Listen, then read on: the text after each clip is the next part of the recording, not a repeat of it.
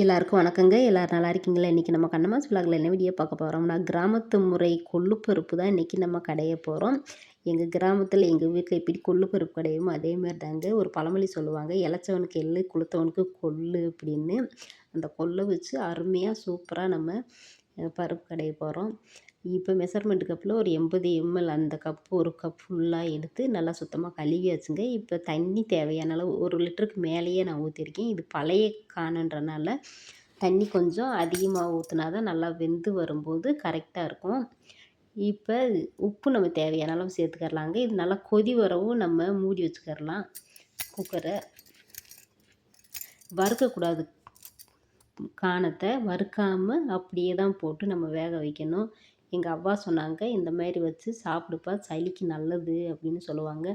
அவங்க அந்த காலத்துலலாம் பார்த்திங்கன்னா இந்த மாதிரி தான் வச்சு சாப்பிடுவாங்க. வறுக்காமல் வைக்கும்போது தான் அந்த சத்துக்கள் நமக்கு முழுமையாக கிடைக்கும் அப்படின்னு சொன்னாங்க.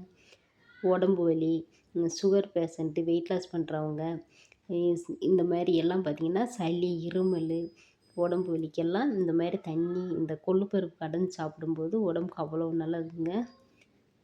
சளியெல்லாம் குறைஞ்சிரும், உடம்பு வலி நல்லா கேட்கும். இப்போ தண்ணி கொஞ்சம் நான் ஒரு 1/2 டம்ளர் எடுத்து மிளகுத்தூள் சேர்த்து 2ஆக தாத்தி அப்படியே சூடோடு குடிக்க சொன்னாங்க எங்கள் அவ்வா. சளியெல்லாம் பார்த்திங்கன்னா குறைஞ்சிரும், இருமல், சளி இதுக்கெல்லாம் நல்லது அப்படின்னு சொன்னாங்க.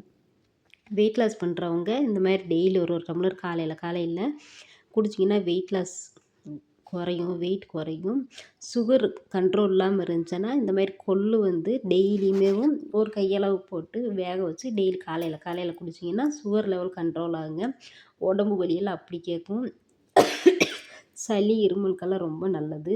அவ்வளோ மருத்துவ குணங்கள் இருக்குது. இப்போ பார்த்திங்கன்னா சூடு அப்படியேவும் நான் குடிச்சிட்டு இப்போ அந்த கொள்ளு கடையலாமேன்னு தாளிப்பு கொடுக்குறக்காக இப்போ நல்லெண்ணெய் ஊற்றிருக்கேங்க. ஒரு 2 ஸ்பூன் நல்லெண்ணெய், கடுகு, உளுந்து, சின்ன வெங்காயம், 3 பல் பூண்டு தட்டி வச்சதை சேர்த்து நல்லா வதக்கிடலாம். இந்த மாதிரி கடைஞ்சி சாப்பிடும்போது சாதத்துக்கெல்லாம் பார்த்திங்கன்னா அவ்வளோ சூப்பராக இருந்துச்சு. சூடாக சாதம் வச்சு சாப்பிடும்போது இந்த மழை காலம், குளிர்காலத்துக்கு ஏற்றதுக்கு இந்த சீசனுக்கெல்லாம் பார்த்திங்கன்னா அடிக்கடி இந்த மாதிரி கொள்ளு பருப்பு, கொள்ளு ரசம் இந்த மாதிரி வச்சு சாப்பிட்டோம்னா உடம்புக்கு அவ்வளோ நல்லது. இப்போ வத்தல், கருவேப்பில்லை, வத்தல் நான் கொஞ்சம் காரம் அதிகமாகவே தாங்க சேர்த்துருக்கேன். காரமாக இருந்தால் தான் நல்லாயிருக்கும் அப்படின்னு. இப்போ நார்மல் சைஸு 2 தக்காளி பழம் சேர்த்து நல்லா வதக்கிக்கிறலாம். நம்ம இந்த மாதிரி வதக்கி நம்ம பருப்பு கடையும் போது நல்லா இருந்துச்சு. நம்ம காணம் வேக வைக்கும்போது காணத்தை வறுக்கக்கூடாது, கூட எதுவுமே சேர்க்கக்கூடாதுங்க. வெறும் தண்ணி, உப்பு மட்டும்தான் சேர்த்து நம்ம வேக வச்சுருக்கோம். இப்போ சீரகம் கொஞ்சம் சேர்த்து நல்லா கையால் தேய்ச்சி சேர்க்கும்போது நல்லா வாசமாக இருக்கும். இப்போ அந்த குக்கர்லேயே நல்லா பருப்பு வெந்துருச்சு பயிறு, அதனால் அதுலேயே நம்ம கடைஞ்சிக்கிறலாங்க. தண்ணியை கொஞ்சம் இருந்ததை அந்த கிண்ணத்தில் தண்ணியை எடுத்து வச்சுருக்கேன். இந்த தண்ணியோடு கடைஞ்சா கடைய முடியாது இல்லையா, அதனால் பாருங்கள் நல்லா கடைஞ்சாச்சு. இப்போ எடுத்து வச்சிடலாம்.